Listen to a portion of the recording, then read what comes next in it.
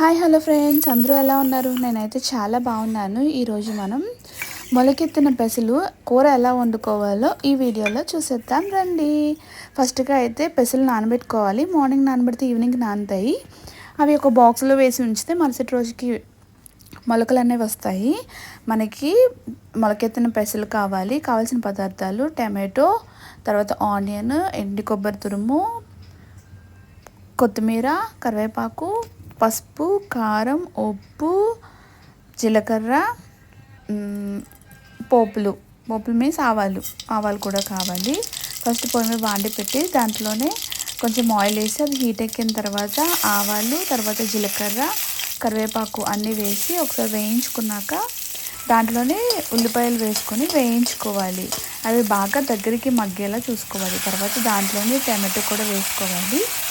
Tomato ఏంటంటే బాగా మగ్గిపోవాలి. దాంట్లోని ఆనియన్స్ వేసాం కదా, దాంట్లోనే బాగా మగ్గిపోవాలి. మగ్గిపోయిన తర్వాత దాంట్లోనే పసుపు, కొంచెం అల్లం వెల్లుల్లి పేస్ట్, ఎండు కొబ్బరి తురుము వేసుకొని బాగా కలుపుకోవాలి. కలుపుకున్నాక దాంట్లోనే సాల్ట్ వేసుకోవాలి. ఆయిల్ పైకి వచ్చింది చూసారా, అలా అయితే అది వేగిపోయినట్టు. దాంట్లోనే మనం పెసలు కూడా వేసుకోవాలి. మనం నానబెట్టి ఉంచుకున్నాం కదా, ఆ పెసలు వేసుకొని ఆ మొత్తాన్ని ఒకసారి కలుపుకోవాలి. కలుపుకున్న తర్వాత మూత పెట్టుకోవాలి. ఒక 5 to 10 minutes బాగా మగ్గిపోతుంది దగ్గరికి. మగ్గిపోయిన తర్వాత ఒకసారి కలుపుకోవాలి. చూడండి, నేను కలిపి చూపిస్తున్నాను కదా, అలా కలుపుకోవాలి. కూర అయితే చాలా బాగుంటుంది. నాకైతే ఫేవరెట్. దాంట్లోనే కొంచెం వాటర్ కూడా వేసుకోవాలి. దాంట్లోనే కొంచెం కారం వేసుకోవాలి. కారం వేసుకున్నాక అంతా ఒకసారి కలుపుకొని మళ్ళీ ఒకసారి మూత పెట్టుకోవాలి.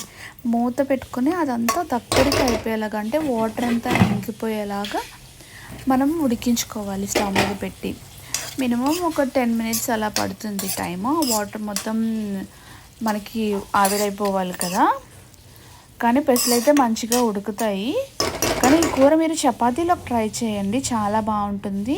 తర్వాత ఈ కూరని ఒక బౌల్లో తీసుకొని దాంట్లోనే కొంచెం కొత్తిమీర, దాంట్లోనే కొంచెం ఎండు కొబ్బరి వేసి గార్నిష్ చేసుకుంటే మన మొలకెత్తిన పెసల కూర అయితే రెడీ అయిపోతుంది.